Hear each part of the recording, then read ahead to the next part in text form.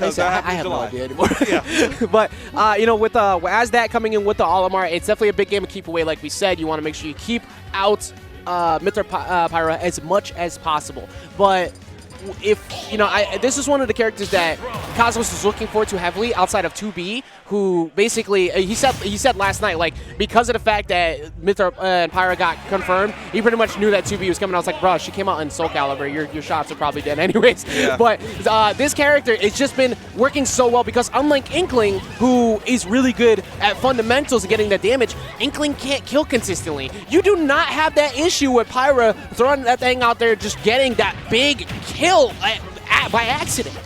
But right now, Asddast, I mean, already opening up queues with a lot of damage. Has a solid lineup. The white's going to die, but the purple's staying alive. 2 purples and a blue. I mean, that's actually perfect for the percent that Cosmos is at the moment. Just being able to get that side B, get free stage control, and the blue eventually to get the kill throw as well. The purples are amazing in this matchup too because they beat they beat Photon Edge on the way back in, and also the up B. So see right there. Oh, actually, so the first one was the purple, which got the first one, which got the early side B. Didn't get anything out of it, but this is really good at catching those recoveries and catching that recovery in particular right there with the fire, catching him on the down air and taking the first stock, J-Dog. Okay, Asddast opening up strong. I've seen this with a lot of top players though. Like the first stock gets pretty close, and then after that they're like, oh, that's what we're doing here. And then they just steamroll everyone else in their path after that. So Asddast, I mean, it's not how you start, it's how you finish. So I'm looking forward to seeing how this player finishes. Great recovery so far, able to get that down smash out there to stop the bleeding. Okay, Olimar racks up damage really quickly, especially when that white gets lashed onto your leg. Absolutely. Damage over time is so important in this matchup to kind of check somebody who wants to get in on approach. And Olimar's, like, the big key to seeing how good they are is how they play with a lead. But that whistle went off the first time. Cosmos adjusted, knew a defensive option was going to come out that time, had stage positioning, and covered it with the forward air. Absolutely. Oh, I've been clanking with the up smash. That's going to put Cosmos in enough lag to get in there, take some damage. All right, but here we go. Now Mythra's another sticky character. You can't get her away from you once she hits you. And Cosmos doing his best to set up for tomahawks and get some mind games going in there. Starting to chip away at the lead that Asddast had built up.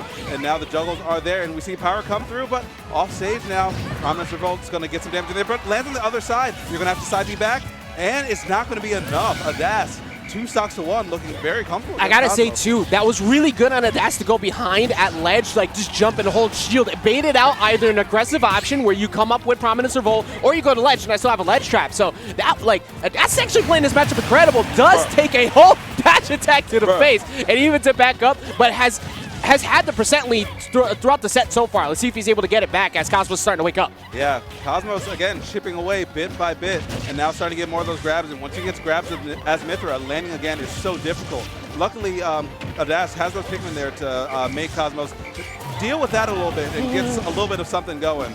Yeah, he's cruising with the lead now. This we were talking about before, that frame data coming in. And the frame traps have been good on Cosmos. He's actually been catching landing quite often. That's your jump. You got to go to ledge. You recover a high. He doesn't have a jump still, so he's got to recover immediately. And that down air is going to almost connect, but just misses out. And rolling through, but still only having 1 Pikmin, and that 1 Pikmin's not going to be enough to set a lead going. Asddast dropping that first game after a solid lead, but Cosmos, once he got momentum, looked so much more dominant in those advantage situations. Bro, I entirely forgot what Pyra up throw even looked like. My face was so confused for a second, like, wait, what? But that's actually pretty smart, because what is Olimar doing at a disadvantage there? If he whistles, you bait it, he dies. If he swings with Nair, trade, he dies. So that was really smart on Cosmos after recognizing, you know what?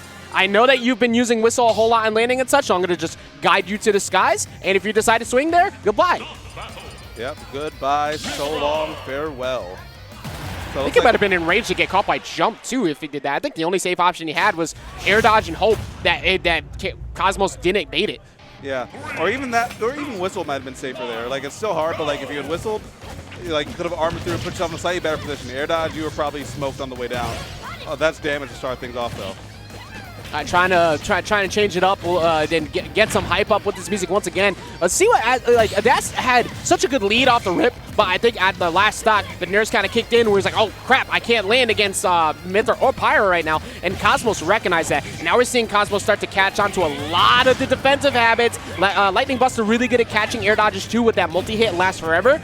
And J-Dog, it looks like Cosmos is starting to finally figure out what he was doing in that first game. Yeah, possibly down low complete right now. Not landing any down airs. The ledge driving for Pyra is so strong, not because like she has the movement speed, but just because the hitboxes are big and she is so scary. You don't want to get hit by any of it. Asddast, though, getting some little hits in, stopping the bleeding, but that lasted for 5 years. Good DI by Asddast to be able to stay alive, but the hit lag from God, that purple is getting bullied. Poor thing. Yeah, we were talking about how good the purples were before, and they have not been able to play in the game, really. It just keeps getting hitbox checked by Mythra on all the approaches. And Cosmos is just doing an amazing job. Even here on FD, this is one of Olimar's favorite stages, and Cosmos said, sure, have it. Like, I don't care. I'm going to out-neutral you right now, and it's actually working really well. Yeah, already 40% on the side of Asddast. And what I'm liking for Cosmos as well is just the ability to back off and know, like, okay, there's nothing else happening here. I'm at these mid-percents. If I get back thrown off stage, I'll be in an awful position. So let me just let you come to me. I'm a stock ahead. I'm willing to wait for a timeout. Are you? Yep, exactly. Like, my win con is you approach me. I know yours is that I have to run to you. So why am I going to go to you right now? Pyra is one of the best air-to-air characters in this game. You do not want to be trading with Pyra forward air at any time in the air, but does finally get caught at ledge. That purple coming out there and sniping exactly why we were talking about that purple being so scary before, and finally hits the mark. Yeah, I saw it coming through, and I saw the swap, and like, wait a minute, that looks on point, and it was. Asddast's aim, looking good. All right, not going to be able to get anything off that down smash, so Asddast just getting back on stage. Has a solid lineup for the moment right now. If that white latches on, it'll give, Cosmos something to deal with and give Asddast a free avenue back onto the stage, but Cosmos, the spacing, just walking back, using a huge F-tilt from Pyra, getting Asddast away from the stage again. And as you said before, air-to-air, don't go there. Cosmos is going to be there. Yeah, and like the routes that Asddast is taking have actually been pretty solid, just still getting smacked away over and over again. This is still Olimar. You cannot look at that lead and feel too happy about it at some points. There's a big bait on the Prominence Revolt. Now your recovery is pretty bad. Your jump is gone and actually forced to go low because of the Pikmin tosses. That jump had to be used early, so takes the lead. Yeah, and I think the foresight might have messed up Cosmos' recovery a bit there too, but Asddast got caught slipping. Got to watch those shins, or those feet, I guess, for Olimar, because Cosmos was there with an up smash from Mythra, and now starting to tee up again. The stickiness, using the whistle to get away, but just the one purple is going to be the lone surviving Pikmin for a long time, having a bit more health to weather that storm. So Asddast being able to get some more pulls in there, and now starting to see more of that side B, just getting that chip damage in there, but that chip damage might not be enough, AJ. I was about to say, also, Cosmos has been pretty comfy with landing with cross-up nairs and such, but if a parry or some recognition of landings comes in, it's going to be pretty a big problem, where Asddast did have the opportunities, but you cannot land anymore, my friend. Please exit the building stage right. Forward air catching that jump, and Pyra absolutely demolishing that last stock as Cosmos takes 2-0. And I got to point out something out in this replay, something that I love about Cosmos' play and about Cosmos' play with Pyra and Mythra especially, is that the risk assessment for both these characters is so wildly different. So what Cosmos did right there is hit that with that forward air. Asddast started to drift in, saw that like, oh shoot, it's Pyra in there. I got to fade back and go for the ledge. And when you fade back, your DI is going to be ass. It's going to be so bad. I'm glad that replay came up too, because remember I was just talking a second ago about these nairs have been pretty comfy. Well, parry's going to happen. You know, Cosmos, I don't know if it was intentional, but it sure looked like it. He threw out an up air, which you see that up air happens, like, oh, there's the hitbox. All right, now I could drop shield and punish this landing, because nope. That up air has no end leg, so after doing that, I think that messed up the timing possibly of Asddast, who was standing right there, looking like he was waiting for that nair to come in and get that punish, and got caught for it, and then sent off stage, led to a kill. So hitbox bait sometimes